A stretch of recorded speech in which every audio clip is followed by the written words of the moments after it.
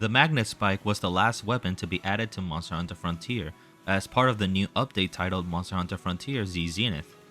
As more and more powerful monsters were being added to Frontier, an ample weapon was needed and the Magnet Spikes were conceived. A powerful weapon capable of insane damage, many iframe moves, 2 different forms, you truly had an all-in-one weapon. Compared to all the other weapons, Magnet Spike only has one style, the Extreme style, which some might think is a bit limiting, but the weapon is so much more capable of a lot of feats in that just one style. The Magnet Spike is a highly efficient weapon, being able to change forms similar to Charge Blade or Switch Axe. Magnet Spike can change between cutting mode and impact mode, performing exactly as it sounds. Cutting mode can cut tails, while blunt mode can knock out monsters. Naturally, Magnet Spike is a heavy weapon much like Greatsword, Lance, or Gunlance, being a slow weapon that makes up its mobility through its magnetic abilities, able to open and close gaps with relative ease. The Magnet Spike truly is a versatile weapon. Unlike most weapons in Frontier, Magnet Spikes require players to go through a mini questline to obtain their first Magnet Spike. In order to start the quest, you must speak with Graham and the roster bar. Now, I don't really know at what point you can start the quest, so forgive me for missing that important piece of information, but as soon as you see Graham in the roster bar, it's fine to start. Also forgive me, it's been a while since I've done the questline myself, so I'll try to remember the quests as best as I can. From what I can remember, you first must speak with Graham, then you can speak to the instructor's feline at the main gate, then go to the quest counter and fight the Golgarth twins. After that, you again speak with Graham, then speak with the Melder next to the General Shop Girl and the Bento Shop that activates the quest against Revidiora. Finally, and I hope I remember this correctly, speak with Graham, then speak with the Blacksmith, and finally one last time with Graham to activate the hardest quest in the line, a hardcore Rucodiora that will probably take a couple of times to complete. After all that, you are finally able to make the first Magnet Spikes, the Bone variation. This will be the only ones available to you until you reach GR200 and able to fight the Zeniths. Once you reach GR200, you can craft the Iron variation, and once you start farming Zeniths, all the other Magnet Spikes will become available as you hunt each Zenith.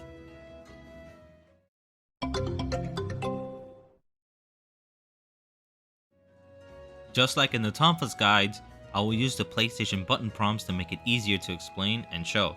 Because of the nature of the weapon having only one style and 2 forms, I'm going to divide the 2 forms, so what would have been the explanation of different styles are now going to be the 2 forms.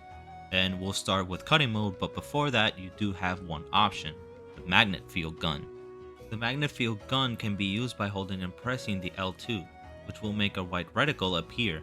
Pressing L2 and circle will shoot a marker that if it hits the monster, will tag that monster and change the reticle's color between red and blue, depending on your distance to the monster. If you're close, the reticle will turn blue, and if you're far, the reticle will turn red. Another distinction between the colors is the field evasive action you can take.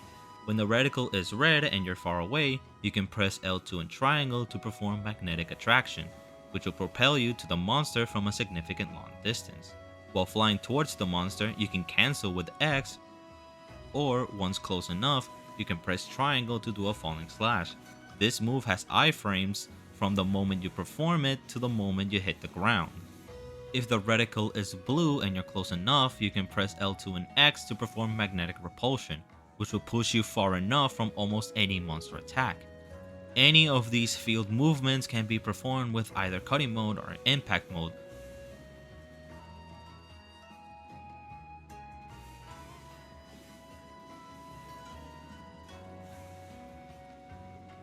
to which you can change forms from idle by pressing the select button or its equivalent.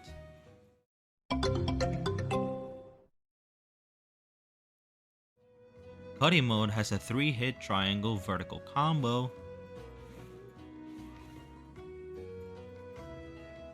and a 3-hit circle horizontal combo.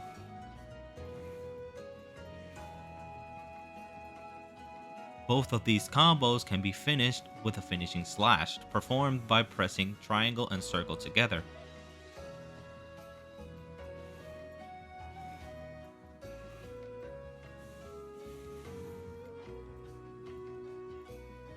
Both combos can also be looped indefinitely with their respective button.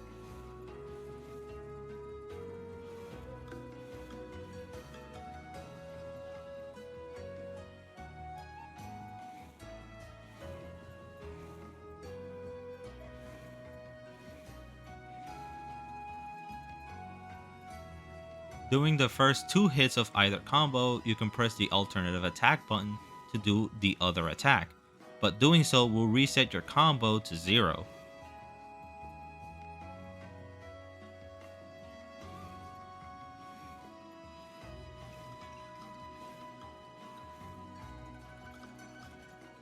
During the third and last hit of each combo, you can also press the other attack button to perform its respective finisher.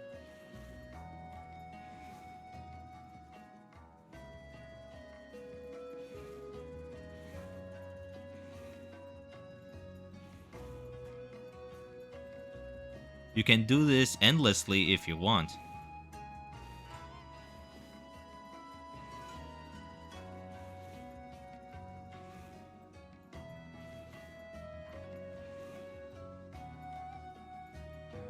And once again, you can end it with a finishing slash.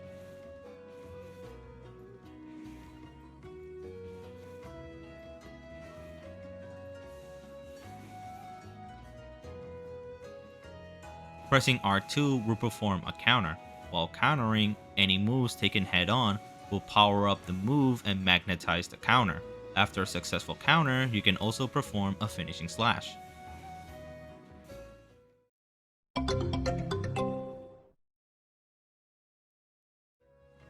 From idle, you can press the select button or an equivalent to change forms between cutting and impact. Also, you can change forms mid-combo with the horizontal slashes.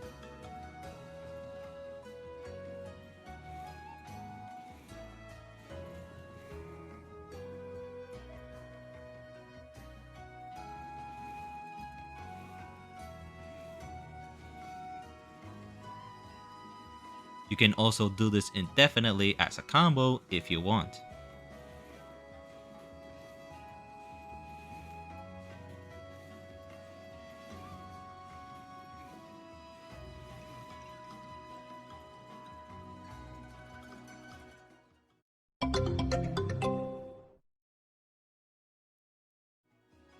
Impact mode has a bit more going on in its moveset. With triangle, you have solely 2 hits, a downward vertical strike followed by an uppercut. That can be followed by a suplex that's done by pressing triangle and circle together. The suplex can be done by itself from idle. With circle, you have 2 different attacks. If you hold the left stick forward in relation to where your hunter is facing, you'll perform 2 wide horizontal attacks that end in an uppercut. Standing idle, circle attacks become a simple triple strike, similar to the hammer's Big Bang from 5th generation. The third strike is a chargeable move that, if released at the right moment, releases a powerful uppercut. Both of these combos can end with the suplex.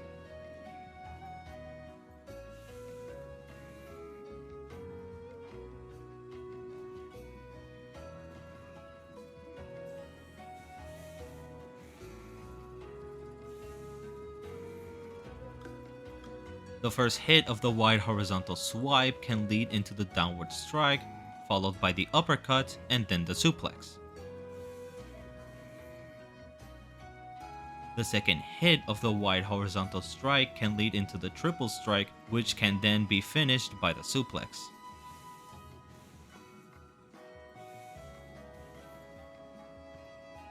The downward strike can also be followed by the triple strike.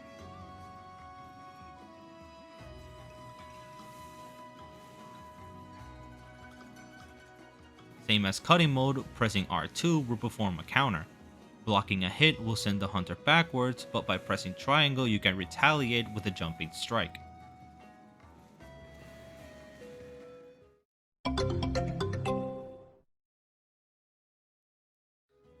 The magnet spike has 3 actions that it can do from running. 2 can also be done from idle. While running, you can press triangle to perform an unsheath attack in cutting mode. Pressing triangle and circle will instead do an unsheath attack in impact mode that can also be done from idle.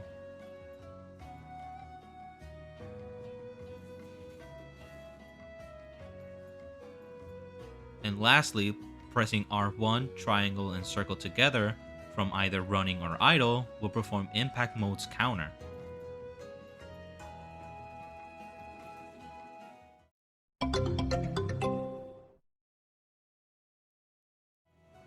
The magnetic moves from Magnet Spike are primarily used as defensive and evasive actions.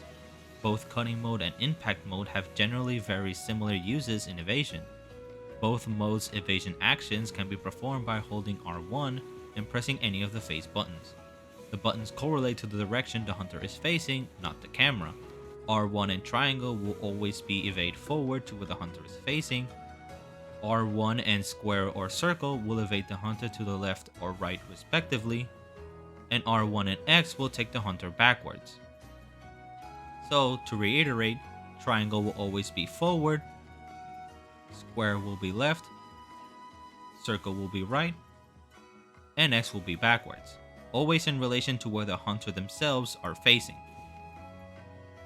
In cutting mode, doing the forward evade will perform a double slash that goes forwards.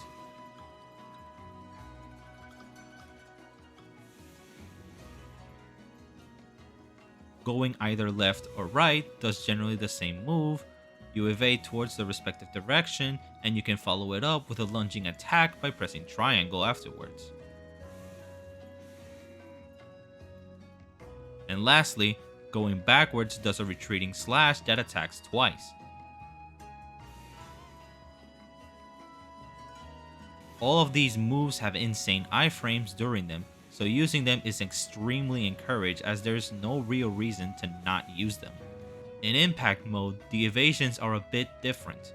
Doing forward evade will perform a move similar to cutting mode's attack, a forward moving double attack.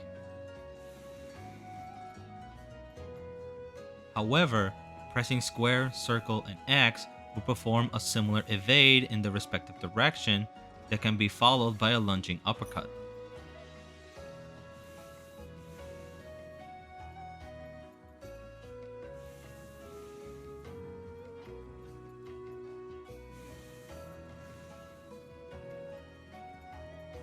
All of the impact mode's evasion moves can be ended with the suplex attack.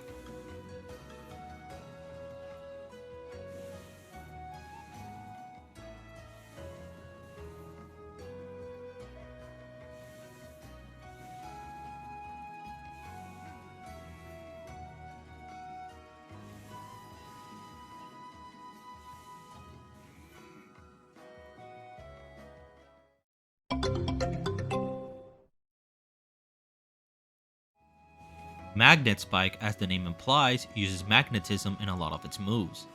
The red gauge beneath your stamina bar indicates the amount of times you can pull off evasive maneuvers. Beneath that gauge are icons for both cutting mode and impact mode, which depending on which mode you're on, is which icon will be lit up. These icons indicate at what level of magnetizing the current form is at, going from white to yellow to red, and once it's at red, you can hold R1 and press select to magnetize the current form, indicated by the glowing blue icon. This does not carry over to the other form, but you can have both magnetized at the same time.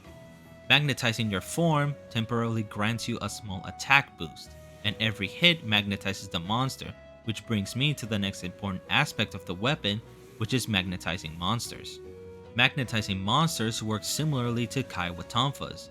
Magnetism acts as a status ailment.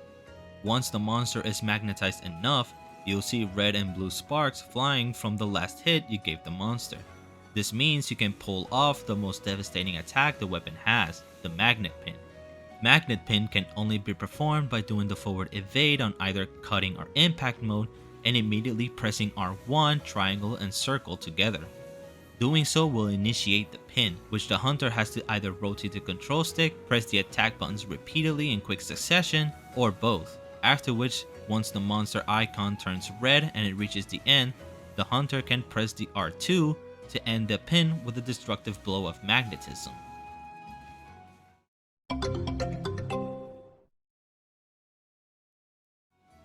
Unlike the other weapons in Frontier, Magnet Spike only has access to Extreme Style, which makes sense since if I recall correctly, it came out a year before the servers officially shut down. But even with this, the weapon, as I mentioned before, is incredibly versatile and very, very powerful. To my knowledge, it was a weapon given to Frontier players as a means to be able to keep up with the much more tough and brutal endgame content. So it is a weapon made to be very aggressive and to take advantage of its insane iframe moves. Always mark the monster with the magnet field gun and just hack away at the monster. It's a simple over-the-top weapon meant to be played in an over-the-top way.